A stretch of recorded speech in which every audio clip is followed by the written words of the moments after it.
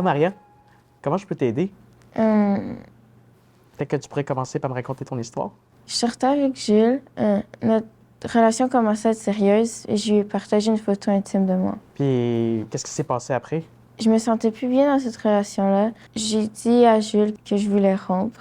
Il était fâché, il voulait se venger, donc il a partagé ma photo à ses amis et ses amis l'ont partagé à d'autres. Maintenant, toute l'école l'a vu et tout le monde se moque de moi à cause de ça. Tu aimerais savoir c'est quoi tes droits? Bien, je pense que la première chose que je peux t'expliquer, c'est que dans cette situation-là, on a un partage d'images intimes, hein. Donc, une image intime, comment ça se définit? C'est soit une photo ou une vidéo qui montre certaines parties de ton corps, comme ça peut être tes seins ou des parties génitales.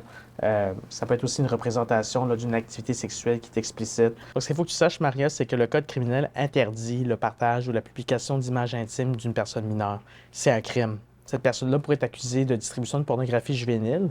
Puis c'est le cas même si tu étais d'accord avec le partage de la photo. Est-ce que ça s'applique aussi à Jules? Il est encore mineur. Ben oui, même si Jules n'était pas encore majeur, il peut être tenu responsable des gestes criminels qu'il a commis dès l'âge de 12 ans.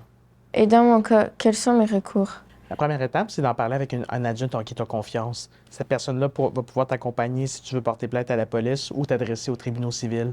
Donc, ce que le Code criminel prévoit, c'est que toute personne qui produit, imprime, publie, distribue, transmet, rend accessible, vend, importe, exporte, fait de la publicité ou encore en sa possession pour publication de la pornographie juvénile peut être passible d'une peine d'emprisonnement maximale de 14 ans.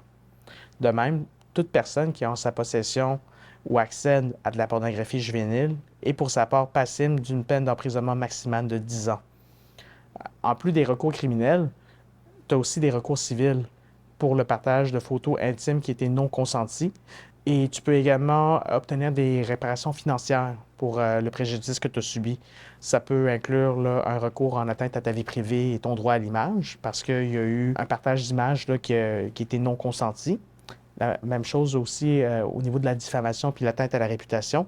Si les images qui ont été partagées contiennent des commentaires qui sont offensants ou blessants, la victime peut obtenir des compensations en faisant un recours en diffamation. De la même façon, le partage de telles images peut causer une atteinte grave à la réputation de la victime, ce qui permettrait de réclamer des dommages-intérêts à titre de compensation. Pour conclure, je te dirais que Jules peut être tenu responsable des gestes criminels qu'il a commis dès l'âge de 12 ans.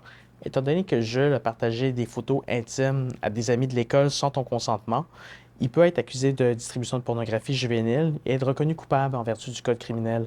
Les conséquences peuvent varier en fonction de la gravité de l'accident, ce qui peut inclure des avertissements, des mesures éducatives, des poursuites pénales, des amendes ou des peines de détention pour les cas plus sérieux.